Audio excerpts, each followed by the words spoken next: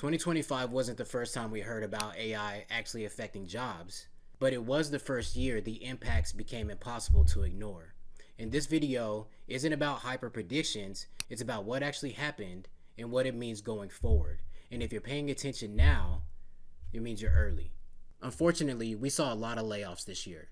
Not all of them are because of AI, but AI clearly accelerated decisions. Some roles are higher at risk, like white collar job roles. Some jobs are changing. Some jobs aren't disappearing at all. So let's take a look at this. Global firms slash jobs amid weak sentiment AI push.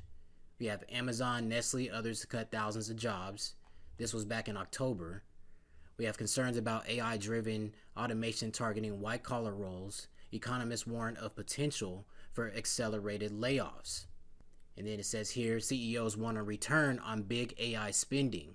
The reason for the cuts vary. Some, like Target and Nestle, have new CEOs eager to restructure their operations.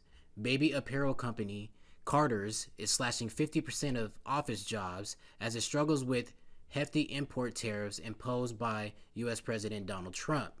What stands out is the focus by companies like Amazon and Target on white-collar roles seen as vulnerable to AI-driven automation rather than those on shop or factory floors. Some analysts say Amazon's move could be early sign of a deeper structural shift as company push to justify billions spent on AI tools. Low hiring, low firing doldrums. Despite the headlines, economists say the labor market is stuck in a low hiring, low firing phase, with the firms quietly trimming headcount by not replacing vacated roles. If layoffs accelerate, they could further weaken consumer confidence and the broader U.S. economy, already under strain from tariffs and inflation above Federal Reserve targets. Fed officials concerned about the job market worry the low hiring, low firing environment could slip towards faster layoffs. U.S. bank executives say AI will boost productivity, but will also follow with job cuts. AI boosts productivity at JP Morgan, Wells Fargo, PNC, Citigroup. Banks invest heavily in AI for efficiency and revenue growth. Goldman Sachs targets AI for sales, client onboarding, regulatory reporting. AI may lead to job cuts despite increased productivity. They are saying here that AI represents the biggest technological upheaval to the world economy since the rise of the internet. It has brought trillions of dollars of investment and dizzying stock market gains, but also a shortage of memory chips, regulatory scrutiny, and rising anxiety about job displacement. Wells Fargo CEO Charlie Scharf said that the bank has not reduced the number of people, but added, "We're getting a lot more done because of AI. There are other places out there where we're going to be able to look at and figure out how we're able to do more with less people," he said. It's not going to totally replace humans, but does create an opportunity to do things significantly different. So the real question isn't, is AI killing jobs? It's which jobs are shifting, which jobs aren't. And that's what we'll need to pay attention to moving forward into 2026. Now let's talk about what's actually changed. So the biggest shift wasn't that AI suddenly got smarter, it's that these tools became usable in everyday work. And let's take a look at some of those reports. So we have here the State of AI report in 2025. It says that OpenAI retains a narrow lead at the frontier, but competition has intensified, with China being behind as a credible number 2. Shows that 95% of professionals now use AI at work or home, 76% pay for AI tools out of pocket, and most report sustained productivity gains, evidence that real adoption has gone mainstream. The State of Enterprise AI says that ChatGPT now serves more than 800 million users every week. That's a huge number. And this rapid consumer adoption has created a powerful flywheel, accelerating the pace of which AI is being brought into work and professional settings. See, adoption is accelerating. Growth is rapid.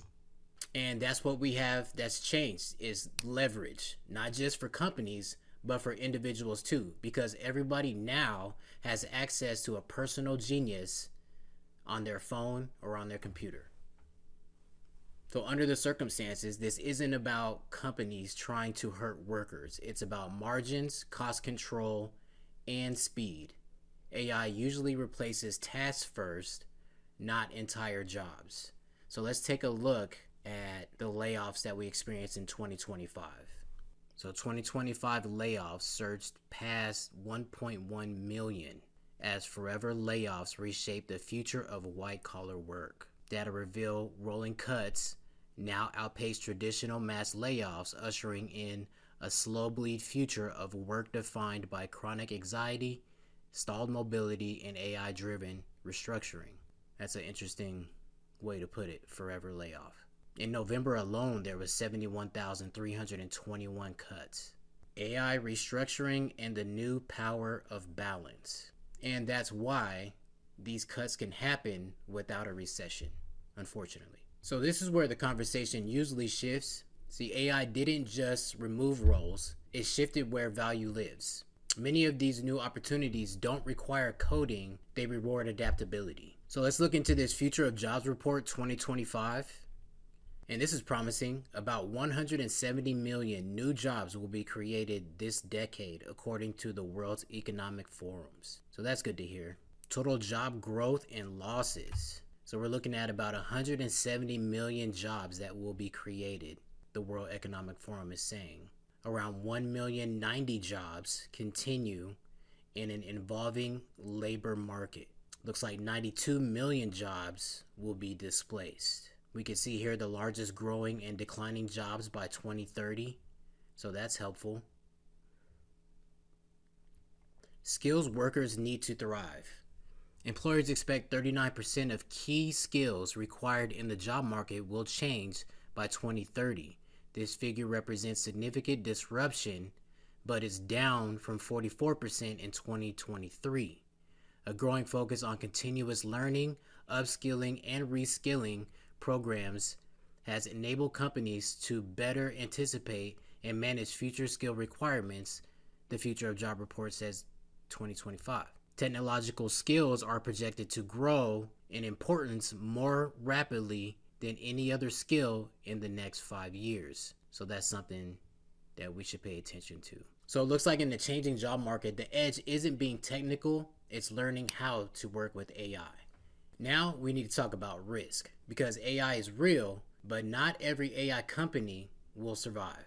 So let's look at Wikipedia to see what exactly an AI bubble is. So the AI bubble is a theorized stock market bubble growing amid the current AI boom, a period of rapid progression in artificial intelligence that is affecting the broader economy. Speculation about a bubble largely originates from concerns that leading AI tech firms are involved in a circular flow of investments that are artificially inflating the value of their stocks.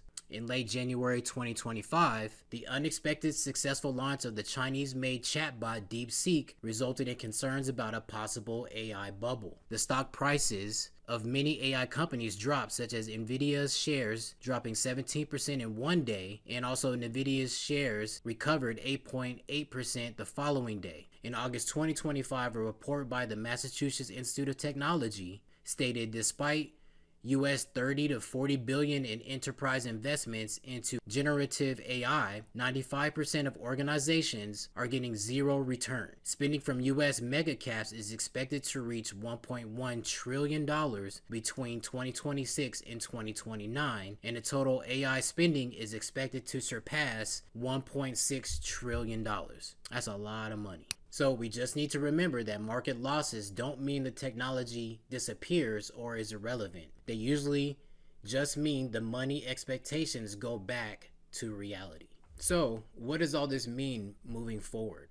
Let's take a look at an article that's going to cover AI's impact on jobs in 2026. So research shows that 37% of companies expect to replace some jobs with AI by the end of 2026. But that headline hides the real story. AI is expected to create 170 million new roles globally by 2030. We barely recognized a few years ago. So that's good to hear. Today, 50% of US tech job postings require AI skills, with professionals who possess them earning 28% more on average. If you're tracking the impact of AI on jobs, you'll notice a steep shift towards AI augmented roles, not purely automated ones. At the same time, companies risk losing 5.5 trillion by 2026 due to skills gaps, with skills for AI exposed roles evolving 66% faster than other jobs. The urgency for AI upskilling and reskilling has never been higher. Wow. So let's move beyond the AI will take jobs myth. Routine roles, clerical work, entry-level data processing, basic customer service are shrinking. Stanford data confirms a 13% decline in entry-level hiring for AI exposed roles since the rise of generative AI. Reasons companies are laying off employees: economic uncertainty. Wow, 55%, and then AI adoption is only 35%. Well, that is good news. The skills crisis nobody is prepared for. 90% of organizations will face critical skills shortages. Only 25% of employees feel confident they have the capabilities needed to advance their careers. Wow. Core skills needed for future of work with AI. So I'm going to link this article in the description so you can check this out. So based on what we've experienced in 2025, I think it's safe to say that nobody really knows what's going to happen in 2026 and moving forward as far as AI replacing jobs. I think that with the data that we have so far, the trend is going to be getting worse before it gets better, unfortunately. So we'll just have to see what happens with that and keep our fingers crossed. I actually saw a video title that caught my eye, and it said, "We need to start protesting in regards to AI taking jobs." And I was actually thinking the same thing. Like, we're going to have to probably not use certain services that where AI is replacing the most jobs. When they start trying to roll out these robo taxis, which are already running tests on those every single day here in Las Vegas. When they start trying to roll out the robo food deliveries. We were actually at California Pizza Kitchen a couple weeks ago, and a damn robot actually brought us our food. Like, not cool. That's a food runner position. That's someone's tips, possible health benefits. That's a job taken right there. It always starts with one, and then they start to just bring out more and more slowly and roll them out. So no. Self-checkouts at the grocery store? No, thank you. Who signed us up for that? And we're not saving money on the groceries, and you got to pay for the bag. They doing us dirty. So no. I think that hopefully not, but I think one day we will have to stand up and be like, hey, let's get the humans back in here. Let's stop playing these games with all these robots. And the problem is, right, the reason why it's not going to slow down is that these companies are spending trillions of dollars with a capital T on all this AI infrastructure. So they are going to expect a return on their investment, and they're going to expect one fast. And if that means people aren't going to be working, they don't give a damn. And so yeah, it's going to be all about us being proactive and doing the best we can during this transition. My thoughts on the investing side: again, this is not financial advice. Please always do your own research. It won't be a bad idea just to stick with the big players in AI. We're talking about Nvidia, Amazon, Google, Microsoft, right? They're all that way. If you are going to invest to it, not to miss out on any gains. We start messing with some of these new AI companies that have big promises, and like Wikipedia said, they're not all going to make it. They're going to come in with big promises to save the world, to try to get the money, and unfortunately, with big players like those companies we just spoke about, not everyone is going to make it. So be careful about new stock IPOs with big promises from companies that you never heard about. Oh, and we have to be on the lookout for OpenAI's stock IPO. That's going to be launching in the second quarter of 2026. That's a huge one. So OpenAI is the same company behind ChatGPT. So that's huge, right? Everyone's going to be using, everyone, more than half of the world is going to be using that. That's what they expect by at least 2030. The only problem is HSBC just came out with a study that showed that OpenAI's problem will be profitability. It costs so much money to run the servers, to build these data centers, that they're estimating that OpenAI will be short $207 billion with a capital B as in boy by the end of 2030. And that's also including competition like Google's Gemini, right? So that's going to cut into ChatGPT's user base and other things like that. They're going to have to get over in order to see profitability. So I think it's a good long-term investment, but we'll just have to wait and see. Again, be on the lookout for that. Please do your own research with your favorite investor channels, and let's try to take advantage of that. All right, so it looks like it's it for this one. Please let me know how you feel about all this going on in the comments. I would love to hear your thoughts, and wishing you a healthy, prosperous, and productive 2026. And I'll see you in the next one. Thank you for watching. Peace.